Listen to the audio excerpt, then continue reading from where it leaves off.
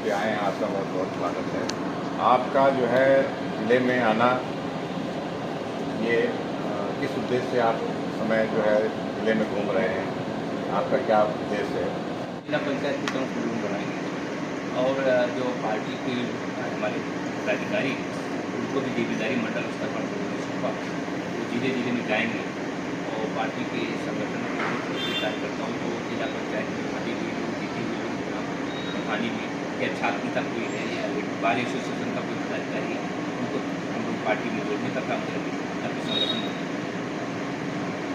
संगठन की पुनर्गठन प्रक्रिया, संगठन को सक्रिय मजबूत बनाने के लिए संगठित करने का काम। पुनर्गठन तो सवाल ही नहीं, जैसे पहले जो लोग थे उस होता जब प्रेसिडेंट बदलता है तो उसी साथ कार्यकर्ता भी चलते हैं और दलों में रहते हैं। क्योंकि हमारे यहाँ तो बहुत पुराने लोग जो है वो अलग अलग दलों में चले गए, लेकिन नए सिरे से हम संगठित करते हैं।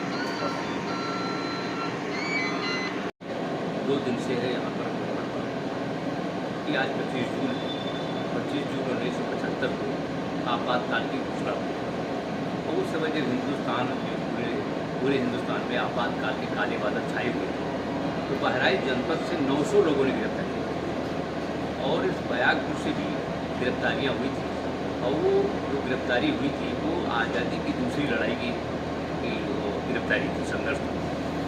लोकनायक जयप्रकाश नारायण जिन्होंने जो संपूर्ण क्रांति का आह्वान किया और लोकनायक जयप्रकाश नारायण आज़ादी के आंदोलन में जब देश आज़ाद हुआ तो लियाकत अली साहब ने प्रस्ताव किया था कि भारत के राष्ट्रपति जयप्रकाश नारायण बने और जिन्ना प्रधानमंत्री हो जाए, लेकिन उस समय जयप्रकाश जी ने मना किया।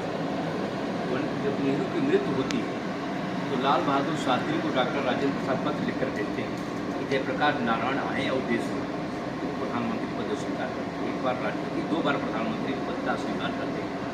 और 1975 में जो जनता पार्टी की सरकार हुई तो जो चाहते वो उन्होंने नहीं लिया। वो राजनीतिक संघ थे, राजनीतिक संघ थे, उनकी गिरफ्तारी जब हुई और वो गिरफ्तारी क्यों हुई?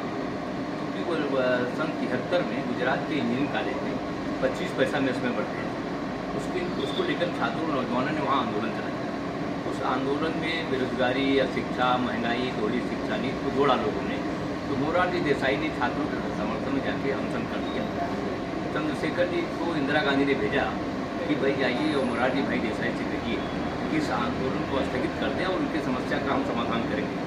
तो मोरारजी भाई देसाई ने चंद्रशेखर से कहा है कि जाके बता देना ये मोरारजी देसाई नहीं रहेगा, लेकिन अगर समस्या का समाधान हो गया तो हमारी जिंदगी हमारी सफल है। और वो नहीं अनशन तोड़ते हैं। जयप्रकाश नारायण उस आंदोलन में जाते हैं और वहाँ पर चिमन भाई पटेल की सरकार चली जाती है। आंदोलन शुरू हुआ था 25 पैसा मेस में बढ़ा, लेकिन बेरोजगारी या शिक्षा का सवाल जुड़ा। आज भी चुनौतियाँ वही चुनौतियाँ हमारे सामने थी। और जब गिर गई चिमन भाई पटेल की सरकार तो वो बिहार में आंदोलन, वहाँ छात्रों और नौजवानों ने नारा दिया कि गुजरात की जीत हमारी, अब बिहार की बारी। और जब पटना के गांधी मैदान में जयप्रकाश पर लाठी पड़ी तो लोगों ने कहा कि जयप्रकाश नारायण जो राष्ट्रपति नहीं बने, प्रधानमंत्री नहीं बने, जिनके राजनीतिक मूल्य हैं, उन पर लाठी चलाना ठीक नहीं। लेकिन वही जब 25 जून को दिल्ली में उनकी गिरफ्तारी होती है, आपातकाल की घोषणा करती है श्रीमती इंदिरा गांधी ने राष्ट्रपति के अधिकार, सुप्रीम कोर्ट के अधिकार सबको उन्होंने अपने उसमें सीमित कर लिया था और लोकसभा का कार्यकाल 5 वर्ष से बढ़ा के 6 वर्ष कर दिया। उस समय शरद यादव लोकसभा में पहली बार जीत के आए तो उन्होंने इस्तीफा दे दिया कि भाई ये संवैधानिक अधिकारों का अपने नए MP जो आएंगे उनका चुनाव होना चाहिए। मोहम्मद उलेमा जी ने इस्तीफा दिया और वो जयप्रकाश नारायण के पक्ष में हजारों नौजवानों जेलों को भरने का काम किया। आज वही लोकतंत्र, अब चूँकि लोकतंत्र विरोधी दिवस है और हम लोगों ने मांग किया है भारत सरकार से या जो भी राजनीतिक दल राजनीतिक काम कर रहे हैं उनसे भी हमारा निवेदन है, आप लोगों से भी निवेदन कि उसकी पुनरावृत्ति अब न हो। और आपातकाल की पुनरावृत्ति के लिए आप बार बार कहा जा रहा है कि यहाँ डिक्टेटरशिप, लेकिन ये जो NDA की सरकार बनी, क्योंकि हम लोग राष्ट्रीय जनतांत्रिक गठबंधन में शामिल हैं और पूर्व प्रधानमंत्री देवेगौड़ा जी लोकसभा में हैं, राज्यसभा में उनका रोज भाषण होता है और कुमारस्वामी उनके बेटे जो कर्नाटक में 2 बार मुख्यमंत्री रहे, आज वो केंद्र सरकार में मंत्री नहीं, स्टील, इस्पात, खान और भारी उद्योग 2 विभाग के कैबिनेट मिनिस्टर हैं। आज वो लोग भी इसलिए यहाँ पर NDA में शामिल हुए कि 33 बार कांग्रेस ने यहाँ प्रदेश की सरकार को बर्खास्त किया लेकिन 2014 से 2025 के बीच एक भी सरकार बर्खास्त नहीं। तो लोकतांत्रिक अधिकारों के लिए पहले भी आंदोलन होते रहे, आज भी लोग सचेत हुए, क्योंकि आज जितने भी राजनीतिक दल हैं, हम सब उनके युवा संगठनों से कहना चाहते हैं, हमारी अपील है कि वो जिंदाबाद मुर्दाबाद के लिए नहीं है, वो पोस्टर लगाने के लिए नहीं है, वो नौजवानों के बुनियादी अधिकार के लिए लड़ने का काम करें। जिस तरीके से जयप्रकाश नारायण का आंदोलन है, जयप्रकाश नारायण की कल्पना थी संपूर्ण क्रांति की, उसको आगे बढ़ाने का काम। तमाम विपक्षी दल जैसे कांग्रेस और बाकी कह रहे हैं, लोग कह रहे हैं कि जो है आज के लिए भाजपा काला दिवस मना रही है, वो कह रहे हैं संविधान दिवस आज मनाएंगे। देखिए, संविधान दिवस पर आप जान लीजिए, बाबा साहब भीमराव अम्बेडकर ने संविधान बनाया और वो संविधान का छेड़छाड़ 200 बार इन लोगों ने किया। एक भी संविधान का संशोधन इन लोगों ने नहीं किया। तो यहाँ तक राम जन्मभूमि बाबरी मस्जिद को जब बनाना हुआ तो उन्होंने कभी भी संविधान का उल्लंघन मतलब संशोधन नहीं किया। वो कोर्ट का सहारा उन्होंने लिया और कोर्ट के इशारे पर ही वहाँ बनी। और जो संविधान की बात करते विपक्षी पार्टियाँ, आप जानते हैं कि समाजवादी पार्टी, बहुजन समाज पार्टी गठबंधन की सरकार और इलाहाबाद का चीफ जस्टिस चैम्बर छोड़ के भागा, सेना ने फ्लैग मार्च किया तब वो हाई कोर्ट बचा। तो जिस तरीके से 6 दिसंबर 92 की घटना यहाँ लोग कहते हैं कलंक दिवस है, तो उत्तर प्रदेश के सर्वोच्च न्याय मंदिर इलाहाबाद पर हमला कराने के लिए सपा बसपा दोनों शामिल थे और हल्ला बोल आंदोलन में इलाहाबाद उच्च न्यायालय पर हमला हुआ। IAS और IPS PDM रामपुर तिराहा कांड 200 लोग महिलाओं का रेप हुआ। मंसूरी में जब फायर किया औरतों पर तो वहाँ स्वेटर बिन रही थी औरतें करके, वहाँ जाकर पुलिस ने मारा वहाँ। और खटीमा में हम गए थे जांच करने की, राज्यपाल ने हमको जांच नीति में रखा था। 23 लोग खटीमा में मारे गए थे, जो 11 दलित पीड़ा तो कार्यपालिका पर व्यवस्थापिका में आप लोग आते लोकतंत्र के छोटे खंभे अमर उजाला, दैनिक जागरण, दृश्यमानों की प्रतियाँ ही नहीं जलाई गई, खाकर पीटे गए दौड़ा करके। तो लोकतंत्र के चौथे खंभे पर इन्होंने हमला करने का लोगों ने किया। वो लोकतंत्र के चारों खंभों को तोड़ने का काम किया, जिसे लोकतंत्र की हत्या करने का काम किया, जिसके पार्टी में डेमोक्रेसी नहीं।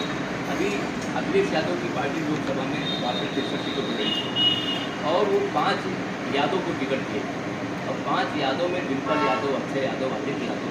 अब ये मैसेज नहीं जाता दूसरे की जनता के लिए नहीं जाता, भैया आप देना था। 5 यादव को तो कहीं एक दावा कर देते, एक वहाँ पर रमाकांत यादव आजमगढ़ में होते, तमाम लोग उनकी पार्टी में लेते थे, लेकिन वो अपने परिवार से ही ऊपर जो नहीं तो जाकर समाज और देश का अपना नहीं कर सकते। और संविधान की जब आप बात करते हैं 33 बार लोगों ने सरकारों को बर्खास्त किया। यानी एक राम जन्मभूमि बाबरी की घटना होती है, जयपुर की राजस्थान सरकार बर्खास्त होती है, मध्य प्रदेश सरकार बर्खास्त होती है और उत्तर प्रदेश सरकार चली जाए। और यहाँ आप देखिए, एक भी सरकार को लोग जनता के ऊपर लोग छोड़ दिए कि जनता तय करेगी कि ये गलत करना करेगा। तो डिक्टेटर कौन है, संविधान का उल्लंघन कौन करता है। और आप दिनों दिन देखिए, क्योंकि हम भाजपा के प्रवक्ता नहीं, जनता दल की अलग नीतियाँ, अलग कार्यक्रम, अलग संविधान। और हम लोगों ने उस समय भी जब आपातकाल के खिलाफ लड़ रहे थे तो जो विपक्षी पार्टी में लोग हैं, ये कम्युनिस्ट पार्टी भी हमारे साथ। और इससे पहले 80 से 90 से भी जब हम लड़ रहे थे तो उस समय भी हमारे साथ ये लोग थे, 89 भी हमारे साथ थे।